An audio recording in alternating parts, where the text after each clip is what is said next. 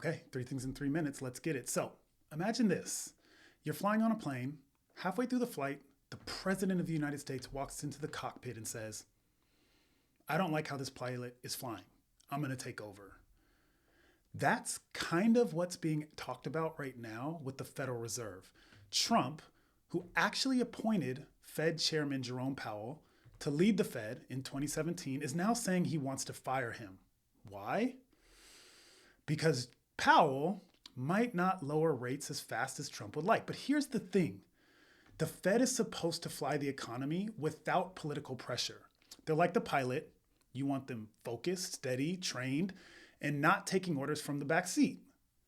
If Trump replaces Powell with someone who just does what he says, it could spook the markets, send investors into a tailspin, and actually raise long-term rates if people fear superinflation.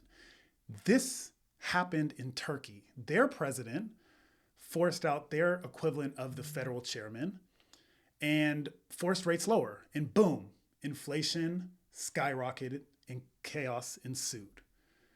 The US is not Turkey for sure, but this kind of move messes with trust. And when trust breaks, money gets more expensive for everyone. Number 2, more agents need to know about this little trick that can save your buyers thousands, and it doesn't cost the sellers a dime. So it's called a seller concession agreement, and hardly anyone talks about this. Let me give you a real life example. Let's say your buyer is under contract at $500,000. The appraisal comes in at $510,000. Now, most agents would just move on and say, cool, it appraised, instant equity. But what if we had the seller bump the price $10K to $510 and then give that $10,000 as a credit towards closing to the buyer? The buyer keeps an extra $10K in their pocket today. And yeah, their payment does go up a tiny bit. It's probably $50 a month in this example, but they get to use that cash now. The seller doesn't really lose anything. You just restructured the deal using the appraised value. So next time an appraisal comes in high, don't just celebrate and move on. Maybe you should use that moment to bring additional value. You can say something like, hey, I've seen this before. There might be a way to use that extra equity to cover some of the closing costs. Want me to check with the lender? It shows your client you're thinking 2 steps ahead.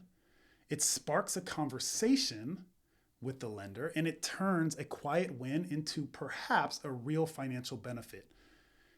These little moments, they add up, and clients remember them, okay? Finally, mortgage rates. Whew, what a wild ride it's been for the last few weeks. So we saw rates hit their lowest level of the year, then almost immediately spike to the highest level in 2 months. And then this week, the trend moved rates back down. Even though we did see a little bump in rates yesterday, rates are lower this week than last, and it's just been a crazy roller coaster. So as of today, 30-year fixed rates are hovering around 6.875. That's in between the bit above 7 we got on April 11th, and then close to 6.5 almost on April 4th. Who knows? Next week we'll see if things settle down or if more volatility keeps shaking up the market. All right, y'all got this.